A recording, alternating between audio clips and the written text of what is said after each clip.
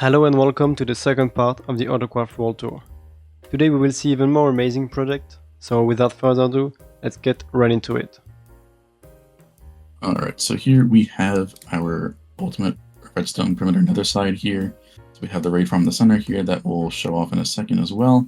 But first, we're actually going to show off the gold farm itself that we actually use here.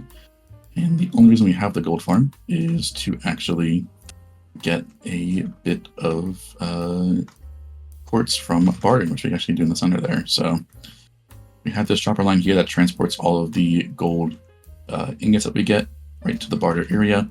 And with AutoCrafting, of course, we can actually craft it to into gold blocks from the nuggets right away, and then just transfer those filled sugar boxes over to the barter area over there, which we will then use as well. This lever here, we can turn the farm on. And we're using TNT looting for this farm. And that way we can actually get a lot more drops from it. So I'm actually going to hold the sword here. So I'm going to shot the arrow.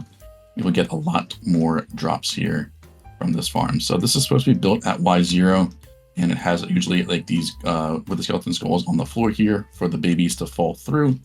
But for our purposes, we just made it work without that in a sense. So this is a farm by Inverted and Easy Joe.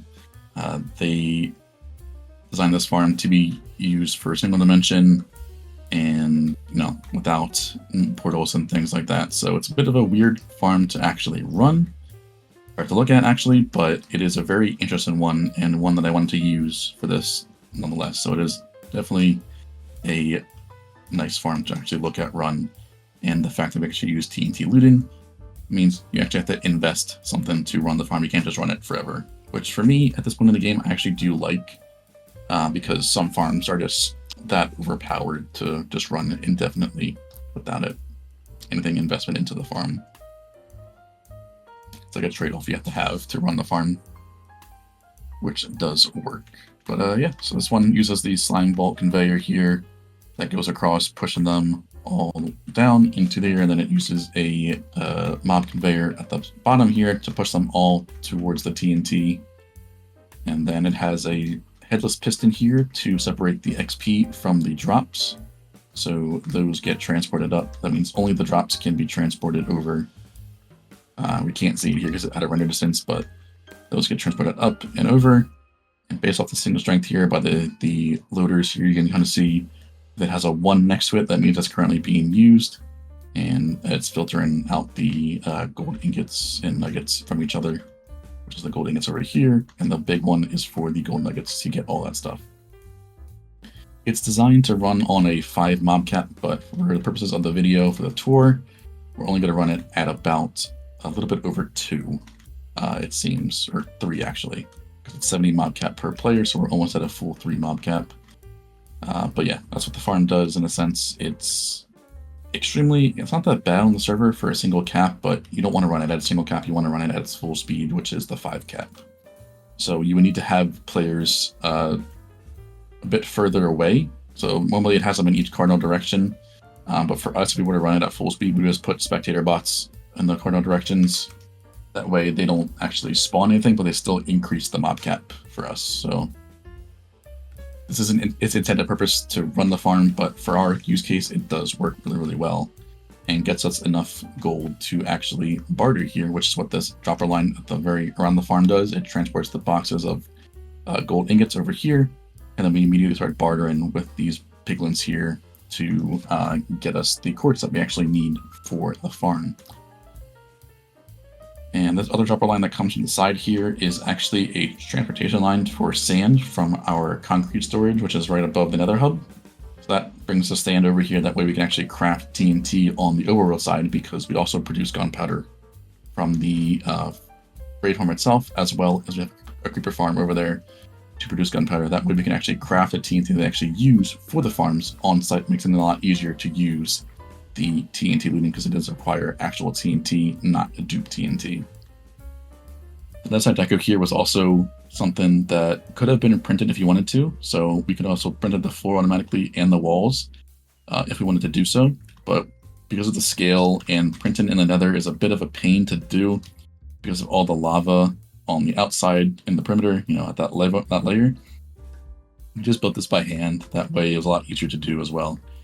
And if you didn't notice on top here, this area for the decoration actually goes right up against the bedrock here. So the layers of the bedrock breaker that you can't see, or like here, actually is all covered. So it looks like it blends perfectly in with the bedrock here, which is a really nice thing to be added there. But yeah, now we're actually going to run the raid farm here. This one is Bread's new ultimate raid farm. It is one of the craziest, fastest, and also the more simple farm compared to the old lazy raid farm, which we actually have on the server as well. Just for it to be like that extra cool factor, we built that farm because nobody else in their right mind would want to build that farm in survival. But we actually made it, and we actually have it. So, but this one, it's not as difficult to build compared to that one. So a lot of people actually have this farm on their world. So nothing too crazy in terms of like the only farm that we have, you know, only one in survival. But this one is still a really cool one to actually watch. We're actually going to run this one here as well. So get it all set up, and we'll be back once this farm is all ready to run. Alright, so the farm's actually just kickstarted in here, so it is one of the ones that has a very long startup time compared to other raid farms. So you won't get full speed for quite a little bit. So we know it's at full speed once every single time that slime block pushes, there is a item going across. So we're slowly getting there. It'll just be a couple minutes or so. So the best part to see the farm actually working is on the Nether side, because you can't really see all too much happening on the Overworld side because the mobs get sort of sent to the Nether basically instantly. So this one isn't as satisfying to me to watch compared to Lazy Raid. If you have seen Lazy Raid before, you know that it is one of the more satisfying things to watch because you actually see a lot of stuff happening. With this one, you really can't. One thing you really see is the top part here, the Ravagers despawning. But Lazy Raid is, for me, one of the most satisfying raid farms to actually watch run. Alright, so the farm looks like it's actually at full speed now, because we're getting the material of the loot like all the time there. So we're basically at full speed now, which is really cool. And just because there's so many players online, it's a little bit high on the MS, but it is one of the more lag-efficient raid farms that is there compared to Lazy Raid. You can actually run 3 of these farms at once if you wanted to do so. That way you can actually get like almost 250,000 redstone per hour, which is kind of crazy to think about. But even one of these farms is enough. It's like 80-some thousand redstone per hour, which is generally more than you would actually ever need in terms of that. So run it for like a day and you'll be good to go for like ever. So yeah. This one is one of the fastest. It is the fastest raid farm now in terms of the output. And of course, it also does require you, unfortunately, to actually use flint and steel, because it does use the fact that it relights the portals and things like that to move the Ravagers up to the top. So it still isn't that bad. A full chest of flint and a full chest of iron will last you about 6 hours for the farm. So you really won't need too much to run this farm. I mean, we have quite a bit of flint and steel here, because I actually made a flint farm at main storage. That way we can actually get a lot of flint really easily, basically AFK-wise in a sense. So that'll be a nice way to actually stockpile this up if we were to run this for a really long time. But since it is a 4 game tick stream of TNT, it does use 18,000 TNT per hour, and it doesn't produce enough gunpowder to actually fully self-sustain itself. But it's a lot closer than Lazy Raid was in terms of the return on the gunpowder, so it's not too bad to run this farm, provided you have the actual sand to craft the TNT, which is what we have. That's that line down there from our sand duper. That way you can transport it into the overworld here and craft it all right then and there. So yeah, what I said, it's about 90% return, so it's a lot better than Lazy. I think Lazy was around like 80%, something like that, in terms of return. So it's better than that, which is really nice to see, but also more like efficient, provided there's not 10 to 12 people online here. So otherwise, we'd run this thing at full speed, no problem. Yeah, onto the overworld side real quick. I'm going to show the storage that we have set up for this.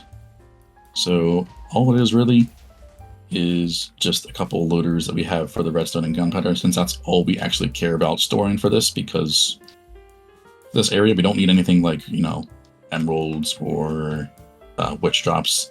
I guess the only other benefit thing we could collect for terms of, you know, storage wise is actually you could just collect sticks if you wanted to do so. That we won't have to worry about crafting them, but they aren't really hard to craft a bunch of sticks, to be honest. So we could add that if we wanted to, maybe like 1 or 2 shulker box 6x loaders that we have here. But yeah, it's really not that needed. As you can see, one of the boxes just got filled here, so I'm actually go down all the way down here and then get transported over to the storage, which is this bulk slice right here. And then this will be the crafter area that we'll talk about very momentarily. Right. I'm going to turn the farm off. Please do. People stop getting disconnected. So this perimeter here, we have all of the required farms to produce and you know, materials that we need to craft a majority of the redstone components that you do use a lot of the time. So that being observers, repeaters, comparators, pistons, droppers, activator rails, note blocks, hoppers, TNT even, because we have the sand being transported over, redstone blocks, and redstone torches, chests, and all those little ones you need to craft the actual components. So on the north side here, we have MD's new waifu iron farm here. We have the single dimension one, like I said before. It's a lot easier to work with single dimension farms in this situation. So we went with this farm. Also, the fact that it's also a new farm, and a huge thank you to MD for giving us access to this farm earlier. That way we could actually build it and get this project completed before it was actually released. So link to MD, of course, will be in the description down below if you wanted to check out the actual farm here, because it is a very nice farm, especially for the different use cases it has for Nether compatibility, single dimension compatibility as well. And there's also an extremely fast farm. So this small farm here will give us about like a little around 10,000 iron per hour. For the scale that it has, it is a really fast farm for how small of an area it takes up. Then right underneath it, we have a modified version of Henrik's mob farm. This one will produce us the gunpowder and string. We have the gunpowder, of course, to craft the TNT that we can use for the Nether side and the Overworld side. And then the string is used to craft actually the dispensers that we can actually use this area for as well. So that gets there, loaded in shulker boxes by those loaders there as well, and then transported over there. There isn't actually a single chunk slime farm that I made here, just for the fact that we needed to ever craft sticky pistons, we can. The crafter does not have a selection for sticky pistons, but this will give us slime if we wanted to ever craft that, we can. But I don't see us anybody ever doing that because, you know, it's not that difficult to actually craft the sticky pistons compared to just doing that. So it's here in case we ever wanted to use it or make like a manual crafter, we can, but I don't see it actually being done at some point. Of course, on the east side, we have the overworld side of the ultimate redstone, ultimate ray farm rather. And this is of course by garlic bread, so we have all that there as well. On the south side, we have Activation's simple 2x2 spruce tree farm. This is around, I think, 161,000, I believe, logs per hour, which is definitely plenty in terms of it being crafted into plank form. So that's about a little bit over 500,000 logs per hour, so, or planks per hour. So that's definitely more than we actually need. So there's really no point in us building that 461,000 by floppy, or the new one that just got released. I think it's like 600 some thousand logs per hour if it's an 8 game tick farm, because it's just too much logs at that point, and it has a lot of a different startup mechanic, and it's just super overkill. So it's definitely not needed in our use case in terms of we only need it for planks. So 500,000 planks per hour is definitely plenty for us. We also have a moss farm hooked up to it. That way it can run indefinitely. That way you don't have to worry about supplying bone meal for it. It supplies itself enough bone meal to run all the time.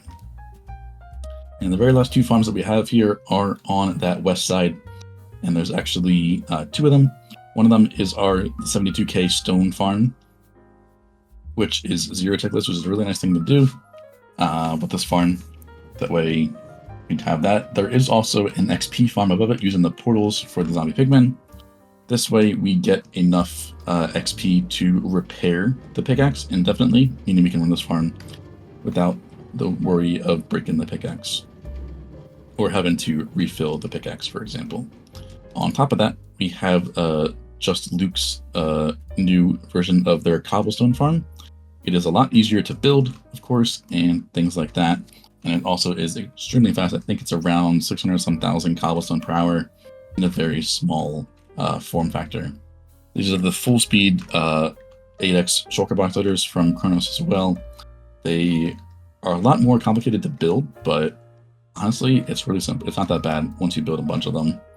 It looks a lot more complicated than it actually is, but it's just that make sure you have full speed, and you don't have any downtime to pause the filters or things like that to replace the shulker box in a sense. But yeah, all of those farms combined with the use of the gold farm in the Nether and the barter area as well. This area right behind the crafter is the portal where the drops from the barter area come through. Give us in the quartz to craft the comparators, observers, and things like that. Let me actually use the quartz for it. Also get a little bit of extra string from that as well. All those combined allow us to craft all of the redstone components that we have the option for in the center here, whether that be in redstone blocks, comparators, observers, TNT, droppers, and even dispensers, things like that.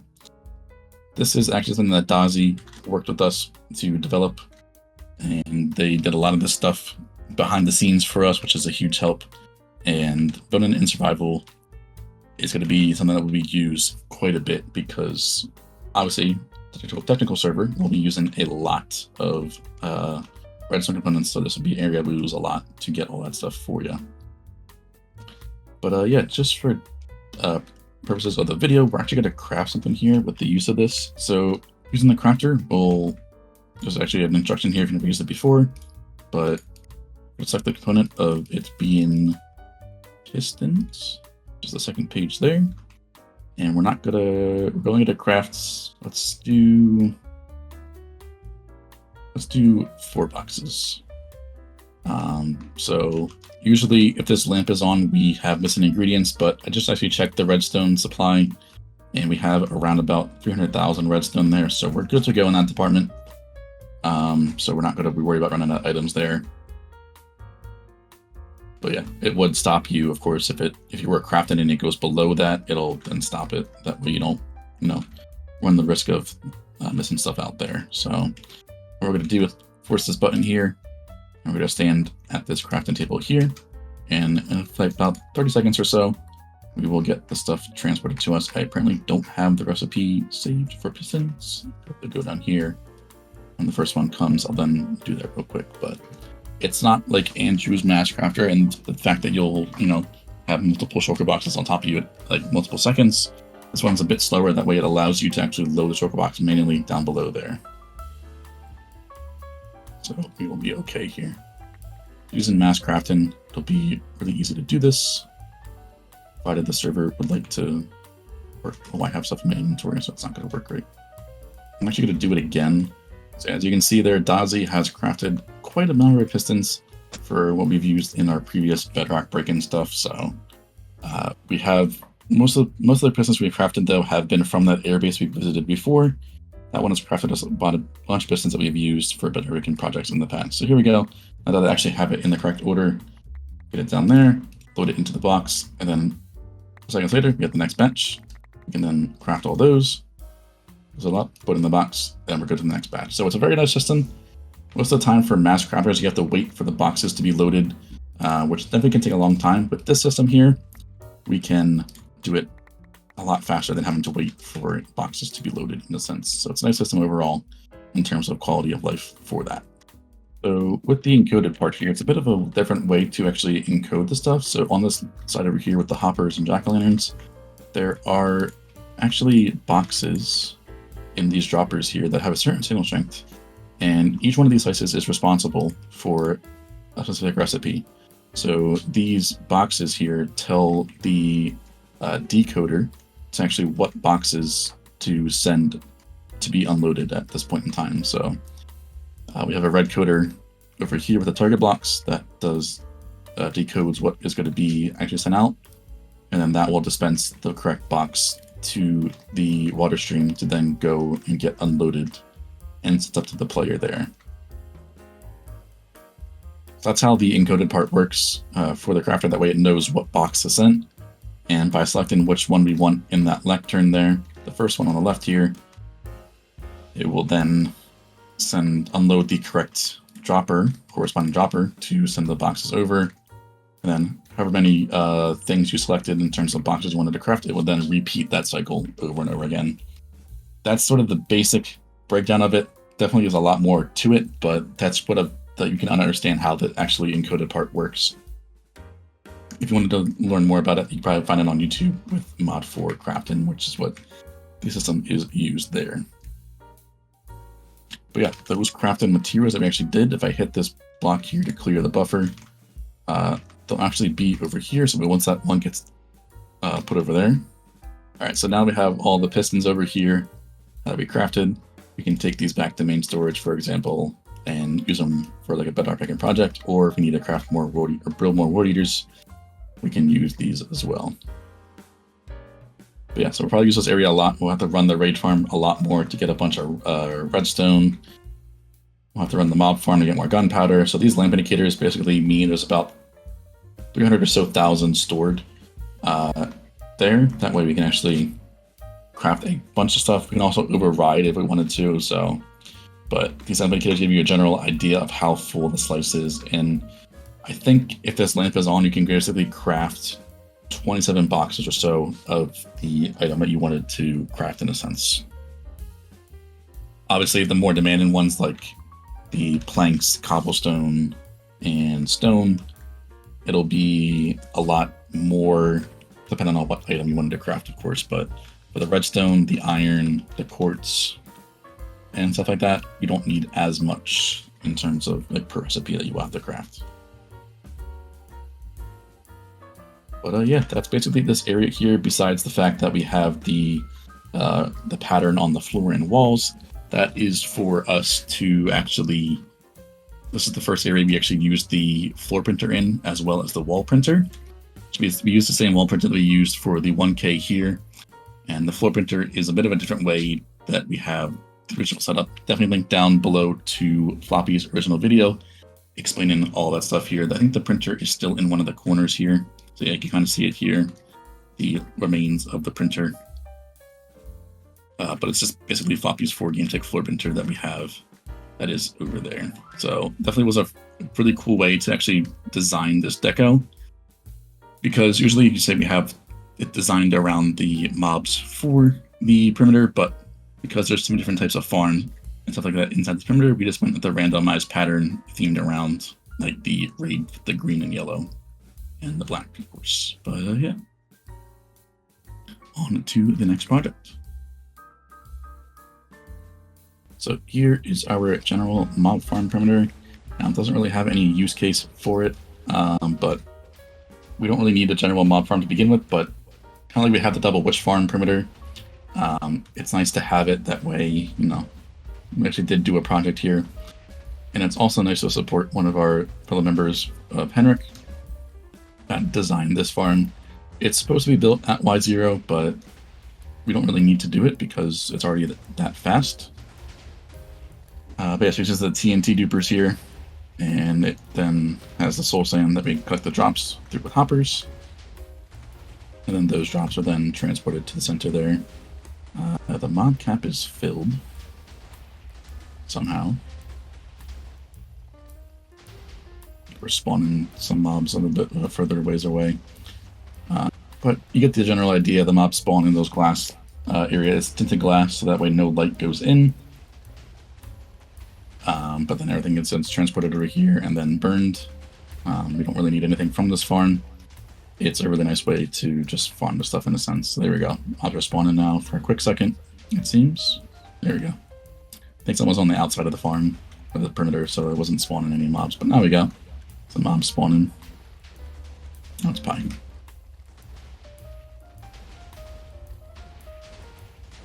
So now the mob spawning, you can see everything goes there, and then the drops gets just transported over here. And because we don't really need anything, they all just get burned. But yeah, the decoration here, definitely another thing. Of course, fortunately, some of the farm does cover the zombie face, but with the general idea here, we have the spider, the zombie, creeper, and the skeleton, which are all the mobs that we farm with this farm here. Decoration sort of also fits the AutoCraft theme accidentally, but it does also fit the floor with the orange, because they are kind of in the mine shaft. You can kind of see with the background there, and the sun's like peeking in there. But yeah, the art style, like this person that I use for the arts, I really do enjoy, because it's not just like Minecraft style, it's also their own twist to it, but it also still has the Minecraft theme to it. But yeah, this area, all in all, definitely a really nice one, and a simple one at that. But it also really doesn't need a function to it, because we already get all the other jobs from the farms in different areas in a sense.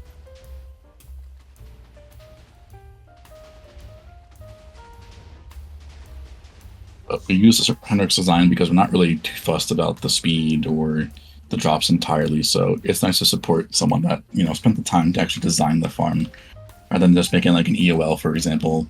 But we really can't even do EOL on the server because we have Starlight, and in 1.17, if we were to not have Starlight, a lot of stuff would then be extremely laggy on the server, which we definitely do not want. But yeah, it's nice to do something that's not like something that's like off meta, which we've seen before, with whether that be our creeper farm, our farms we did for the redstone perimeter there, we just showed off. And you know, it's nice not just follow or care about rates 100%. Sometimes, yes, it's really cool to have the fastest farms, but other times something different, a little bit more different on the server, rather than just following all the trends and things like that. So definitely makes the game a lot more enjoyable to do so. The next one I'm going to go over to is our spider farm perimeter. This one here, I definitely love how the spider turned out. It's definitely one of my favorite ones that I actually got made, just because of how high quality it is on a 252 scale. It definitely looks the best in terms of, you know, how it looks on the map and things like that. You can definitely make out the spider, no matter if you're in survival on the floor here, it still looks like a spider, no matter where you're looking from, whether map or in-game. And this decoration here definitely fits the spider theme. I definitely love what I did with the spider eyes in the middle of the wall there. It makes it look like the spiders are just watching you no matter where you are inside the perimeter, which is a little nice touch that I did for that decoration. And yes, we did build the decoration on top of the farm again, just for the map POV, because this farm does take a quite majority of the actual perimeter itself.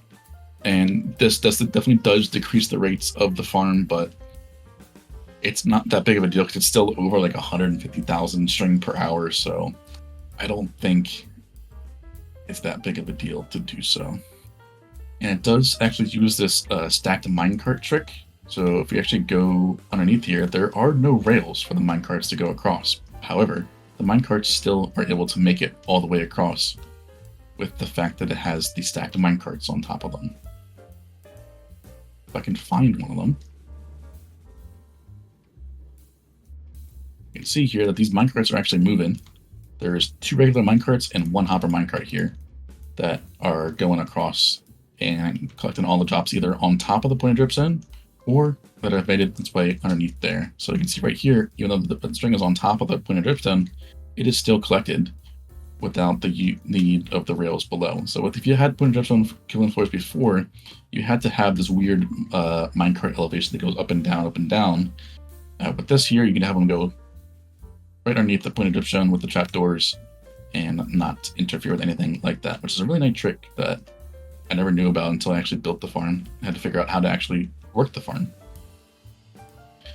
And of course, we have a very simple 2x minecart unloader here that will unload all the string, and sometimes we actually get some bones and arrows from the skeletons that spawn for the spider jockeys. those get all unloaded and then transported over here to where they are loaded in 2 shulker box loaders and then stored over here as well.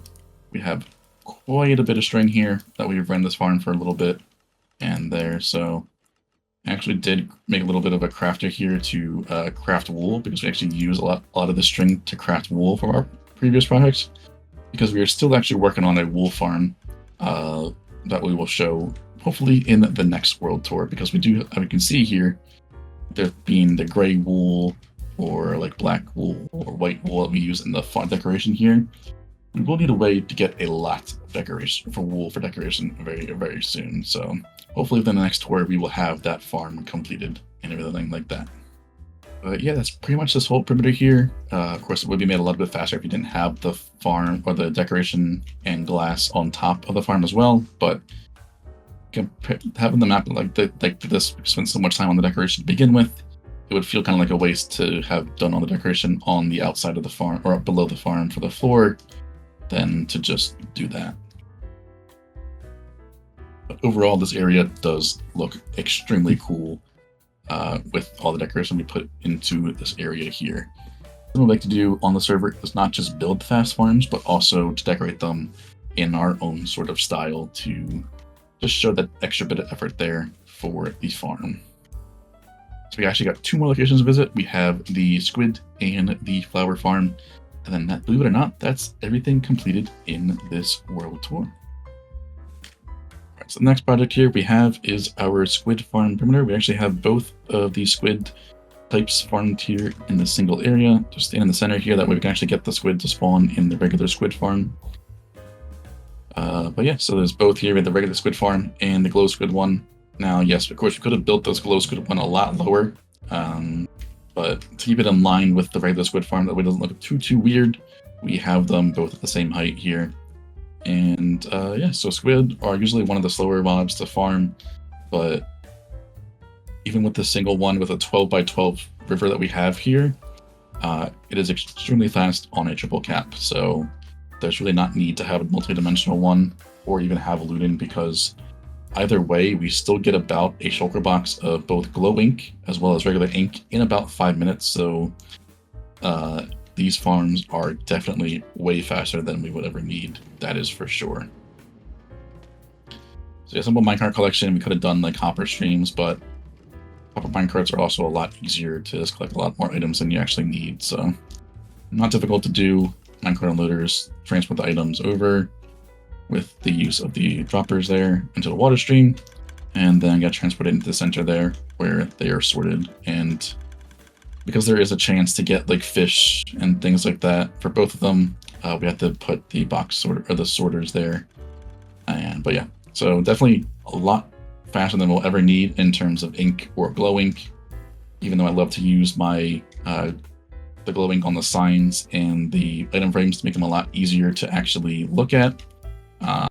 We will still never be able to keep up with how much glow ink this thing produces. Even this one single shulker box will last us a very, very long time. I think we actually took a lot of the stuff back to main storage to have there, so it's way easy to access as well.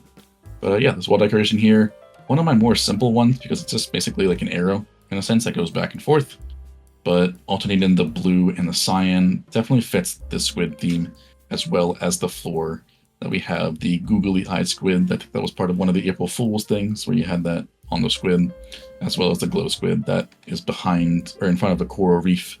I know they don't spawn in coral reefs all too often, but especially the glow squid. But just to make the background pop a little bit more, we added the coral reef in the background just so that it pops just a little bit extra, make it a little bit more special there. But yeah, the squid farm, very simple squid farm, nothing too special about that. The glow squid farm, however, is an interesting one. Same concept as the squid farm, but it just uses a clock to push them off if they don't move off instantly. Makes it a little bit more faster than that, because you're not limited on space like you are on the squid farm. If you were to make the squid farm faster, you would have them with portals in between the water streams like that.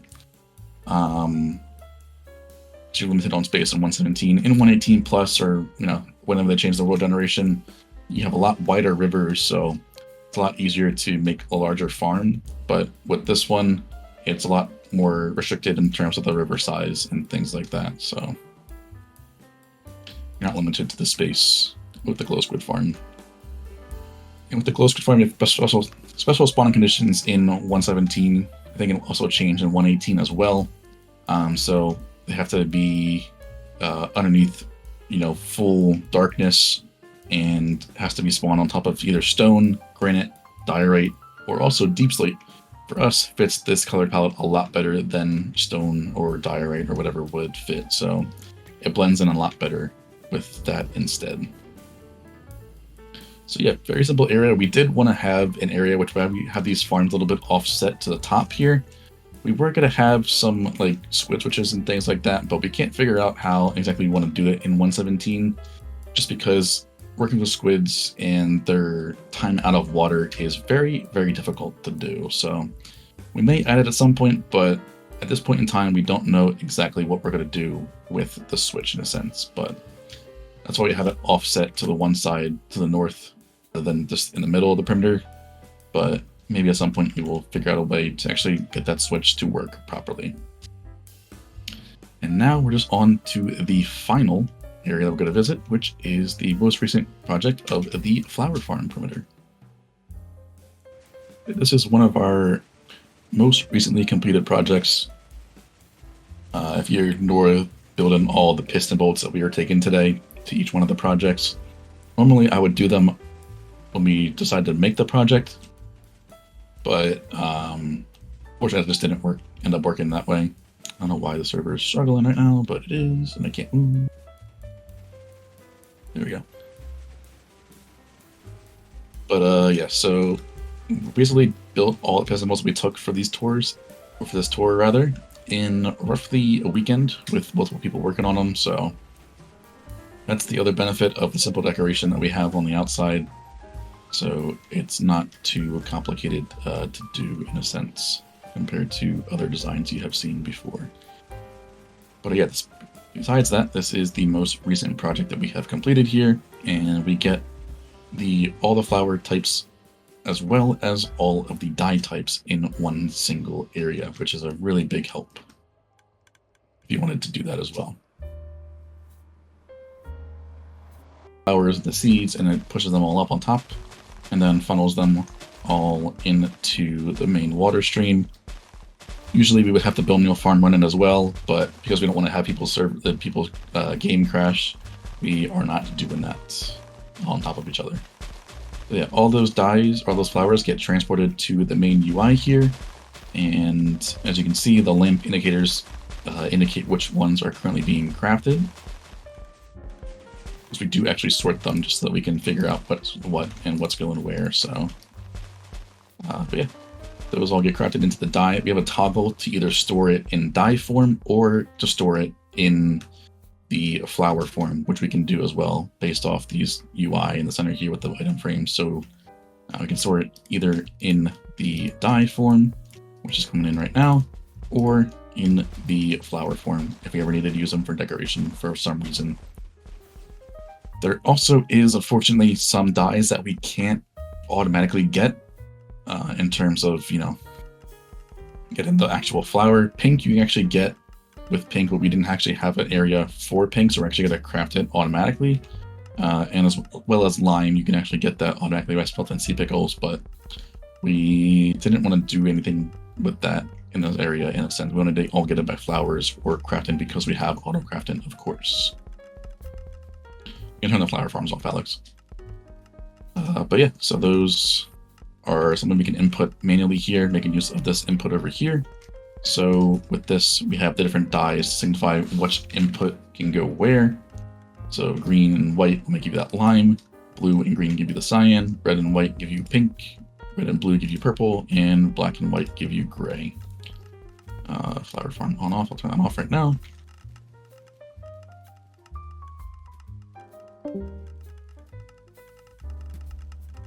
Yeah, besides that, they go into the here. We have these special 2x2 crafters, 2x1 crafters rather, to craft those certain dyes. We don't have a lot stored, so we can't really show it off, but trust me, it does work. So what you would do is just input dyes in the different chests indicated by the item frames there, it would then transport them over to the crafter where it would then start crafting. But yeah, all in all, I haven't really seen people dig out a certain area like this before. Maybe somebody has, but it is a nice way to sort of, like we did with the bee farms previously, we dug it out in a bee shape, a honeycomb, and a honey bottle shape. Sort of the same concept here where we have the sunflower, the rose, and the lotus flower, just to give that extra different shape to the different area, and not just have like a regular perimeter just for the flower farms. So all in all, it is a really nice way to do something a little bit different, like we did with the geode, as well as the bee farms that we have previously. But yeah, we'll go back to spawn and we'll wrap up the tour, because that's pretty much everything that we have completed inside of that 2-year or 2 to 3 year time period that we have. So that 1 full year between those tours. So of course, if you haven't seen anything, we only covered stuff that we completed within that between that 2 and 3 year time period. If you were interested in seeing other stuff we have on the server, definitely go check the other world tours out. They will also be linked in the description down below, as well as all of the videos that we have to actually build the farms here as well. And a big thank you to Illyrio as well as Pi that we had on the server here as our guest. Pi just had to go recently, very recently here, so Illyrio is still here. So make sure you guys go check out their Illyrio's channels, as well as check out Multitech for Pi. I know they are a server member on top of that as well. Alright, so that was our world tour. Like I said, if you wanted to see anything that wasn't covered in the previous 2 years that the server has been alive, definitely go check that out on my channel here. There has been some other projects that are definitely really cool, but if we were to cover every single thing completed in this world tour, we would be here for probably about 8 hours. So definitely, my voice can't handle that, and I don't want to take up everybody else's full day just to go visit everything. So make sure you check out all those other world tours on my channel there. But yeah, hopefully within the 3 to 4 year world tour, or the 4 year world tour, we will have a lot more crazier projects. You know, we did a lot, especially that within that 1K void perimeter that we did. A lot of work has gone into this between this tour and last one. So definitely a huge thank you to all the members, trial members, people that aren't even on the server anymore that helped out in any sort of way. And of course, thank you to you guys for supporting this channel and the series and how far we have gone within this series alone. So big thank you to you guys, and I will see you guys all in the next episode of AutoCraft. This is it for the world tour. If you want to see more of the AutoCraft SMP, don't forget to check Squid's channel, and I will see you in the next video. Bye!